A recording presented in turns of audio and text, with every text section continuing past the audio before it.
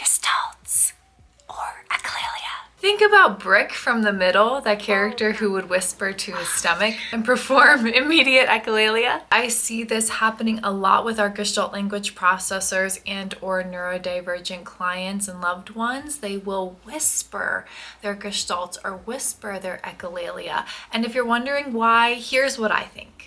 I've observed this at any age group, but I do see it a lot with my adult clients. And I get the question a lot of, how do I know I'm a Gestalt language processor as an adult, or what does Gestalt language processing look like when you're an adult?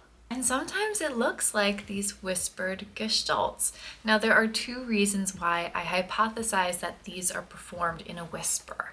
One of them is that it is a sensory thing, and having quiet language is easier to process and maybe more regulating to process. Perhaps the language is processed better or makes more sense to the person if they don't have to focus on the intensity or loudness of the language and just focus on the content of the language itself. Or, and this one is a little bit sadder, but a lot of people who are Gestalt language processors, their language as a Gestalt language processor, specifically in stage 1 when they are performing and processing and storing gestalts, is not validated by others, and they might feel the need to whisper or keep that language to themselves and protect it. Gestalt language processing just became widely known, and it's not even wide enough, honestly, but there are a lot of adults out there who are Gestalt language processors who either learned language by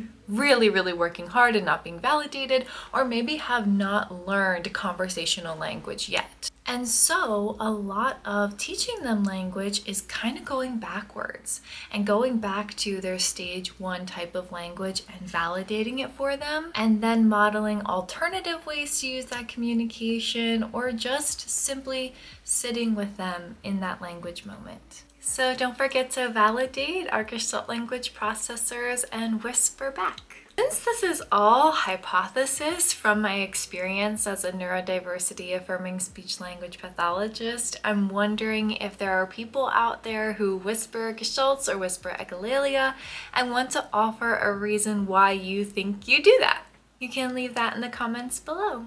And if you are ever struggling to find a source of your language learners' gestalts, there is this website called getyarn.io. I am not paid to sponsor them or anything, but you can write what the gestalt is, what the echolalia is, what the quote is, and it will show you